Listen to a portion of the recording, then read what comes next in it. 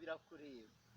Manitse inganzo mpamagara cyane mpuruzabishyanga ndetse n'abintu ngo muze mwese muze rwose duhure rwose duhuze inama duhuze umugambi dupfutse umunwa rwose ndetse n'amazuru duhana intera igihe cyose kuko ariyo ntego yo kurwanya coronavirusi hano mu Rwanda rwacu.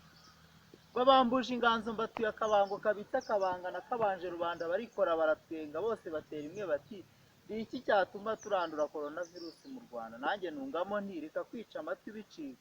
Bambaza bati ese iyo coronavirusi ubundi yaje ite mu Rwanda? Nanjye nungamo nti iyo coronavirusi ijya kuza yaturutse iyo mu mahanga iyo mu Bushinwa mu mujyi wa Wuhan iraza buhoro buhoro yototera Afurika yose iraza igera no mu Rwanda none yoretse imbaga nyamwinshi.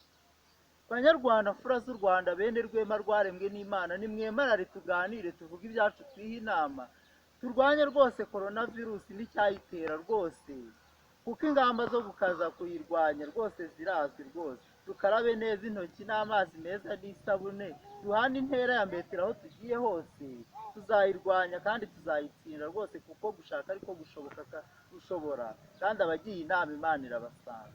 Banyarwanda bana b'u Rwanda iyo coronavirusi tumazeho abana abasaza abakecuru irabajyana abagabo n'abagore bikwerere ntibatinya abasore n'inkumi bose irabatwara ntitinya n'abana kuko nabo irabajyana.